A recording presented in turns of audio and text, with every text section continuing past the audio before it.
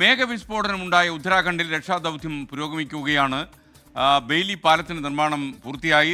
ദുരിതബാധിത മേഖലകളിൽ ടെലിഫോൺ വൈദ്യുതി ബന്ധം പുനഃസ്ഥാപിച്ചുവെന്ന് മുഖ്യമന്ത്രി പുഷ്കർ സിംഗ് ധാമി അറിയിച്ചു. വിവരങ്ങളുമായി വിനീത വിജി ഡൽഹിയിൽ നിന്ന് ചേരുന്നു. വിനീത, ഗുഡ് മോർണിംഗ്, പറയൂ. വെരി ഗുഡ് മോർണിംഗ് എസ്കെൻ. ഈ മേഘവിസ്ഫോടനമുണ്ടായ ഉത്തരാഖണ്ഡിൽ ഇപ്പോഴും രക്ഷാപ്രവർത്തനങ്ങൾ പുരോഗമിക്കുകയാണ്. ഏതാണ്ട് 800ഓളം പേരെയാണ് ദുരിതബാധിത മേഖലകളിൽ നിന്ന് സുരക്ഷിതമായിട്ടുള്ള ഇടങ്ങളിലേക്ക് മാറ്റിയിട്ടുള്ളത്. ദുരിതാശ്വാസ ക്യാമ്പുകളിൽ കഴിയുന്നവർക്ക് അവർക്ക് ഭക്ഷണം ഉൾപ്പെടെയുള്ള എല്ലാ അടിസ്ഥാന സൗകര്യങ്ങളും അവിടെ ഒരുക്കിയിട്ടുണ്ട്.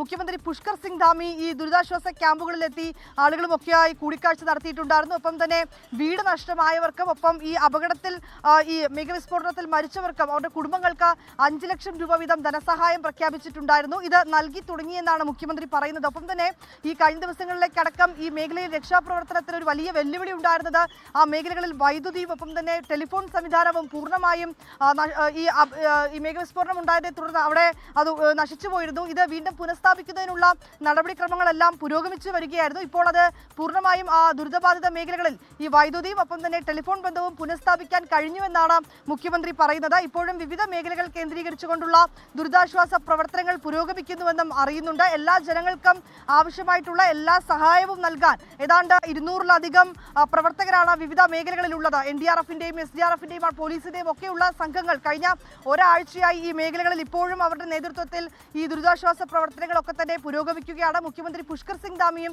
ഉത്തരകാശിയിൽ തന്നെയാണ് അദ്ദേഹവും തുടരുന്നത്. കഴിഞ്ഞ ദിവസം അദ്ദേഹത്തിന്റെ നേതൃത്വത്തിൽ പ്രത്യേക യോഗങ്ങളൊക്കെ തന്നെ ചേർന്നിട്ടുണ്ടായിരുന്നു. ഇപ്പോഴത്തെ സ്ഥിതിഗതികളൊക്കെ തന്നെ യോഗം വിലയിരുത്തിയിട്ടുമുണ്ട്. അതേസമയം ഉത്തരാഖണ്ഡിലും ഹിമാചൽ പ്രദേശിലും അടക്കം ഈ ആഴ്ച 14 വരെ അവിടെ മഴ തുടരുമെന്നുള്ളത് തന്നെയാണ് നിർദ്ദേശം നൽകിയിരിക്കുന്നത്. മഴ മുന്നറിയിപ്പ് നിർദ്ദേശമുണ്ട്.